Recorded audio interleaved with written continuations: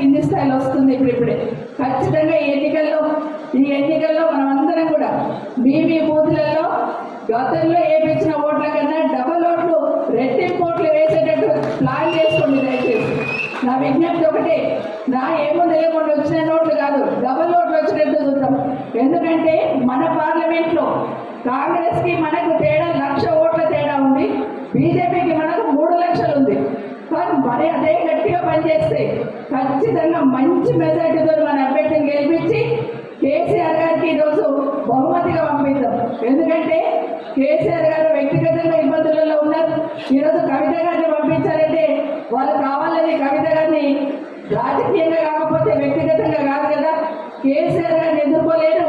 ప్రాంతీయ పార్టీగా కొట్టాలంటే కవితను అరెస్ట్ చేయాలి, ఏదో ఒక రకంగా అరెస్ట్ చేసిన విషయాన్ని మనం గమనిస్తున్నాం.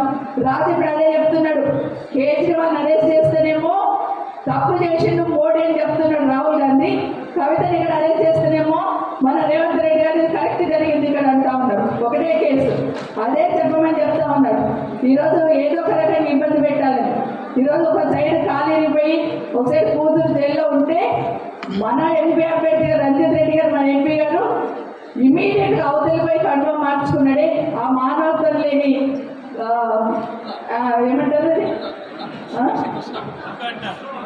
ఆ మానవత్వం లేని పని ఏదైతే చేస్తున్నాడో నిజంగా చాలా ఇబ్బంది అనిపించింది. చూస్తూ ఉంటే మాకే గుండె దొరికిపోతూ ఉంది. అదే తప్పు అంటున్నాం మేము.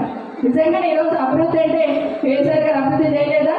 ఈరోజు ఒక్కసారి హైదరాబాద్ చూస్తే వేరే వాళ్ళు ఎవరైనా వచ్చినా కూడా ఇది హైదరాబాద్ అయినా గతంలోకి ఇప్పటికి ఎంత మారిపోయింది తెలంగాణ రాష్ట్రం అనేటట్టు ఈరోజు మార్పు తీసుకొచ్చున్నారు. ఎక్కడ చూసినా కూడా అభివృద్ధిలో ఎక్కడ కూడా డోకా లేకుండా పనిచేసుకొచ్చిన విషయాన్ని మనం గమనించున్నాం. 10 ఏళ్ళ ఏది చూసినా తెలంగాణ మోడల్ ఉండాలి అనే లెవెల్లో అభివృద్ధి కార్యక్రమాలు చేస్తున్నారు. గారికి ఒక కమిట్మెంట్ ఉంది. చాలా రోజుల నుండి నేను కూడా అబ్జర్వ్ చేస్తూ ఉన్నా, 25 సంవత్సరాల నుండి జ్ఞానేశ్వర్ గారిని అబ్జర్వ్ చేస్తూ ఉన్నాను. తను సంపాదించిన దాంట్లో, తనకున్న దాంట్లో, తనకున్న రాజకీయ అధికారంతో 96 కులాలను ఏకం చేసి 96 కులాల గొంతు తనే అయిపోయి అదొక పెద్ద మీటింగ్ పెట్టి నేనున్న సంపన్న వర్గాలకని గొప్పగా చెప్పిన నాయకుడు ఖచ్చితంగా జ్ఞానేశ్వర్ గారు. ఈ రోజున్న సోషల్ మీడియాలో మాట్లాడుతున్నారు, పిల్లలకి అర్థమై ఉండదు జ్ఞానేశ్వర్ గారు ఏంటి, ఏం చేస్తున్నారని. కానీ ఒక ఏజ్ ఉన్న వాళ్ళను చూస్తే ఖచ్చితంగా కులానికి వర్గానికి ఏ విధంగా తాపత్రయపడ్డాడు, తపన పడ్డాడు అనేది చాలా మందికి తెలుస్తుంది.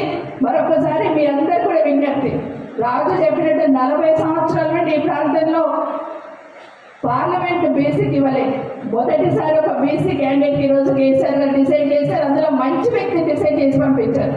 కాబట్టి ఖచ్చితంగా మీరందరూ కూడా మీరే క్యాండిడేట్ అనుకునేటట్టు ఈ నెల 15 రోజులు మీరు కష్టపడితే ఖచ్చితంగా జ్ఞానేశ్వర్ గారు బంపర్ మెజార్టీతో గెలుస్తున్నారు. అది కేసీఆర్ గారికి మన బహుమతి.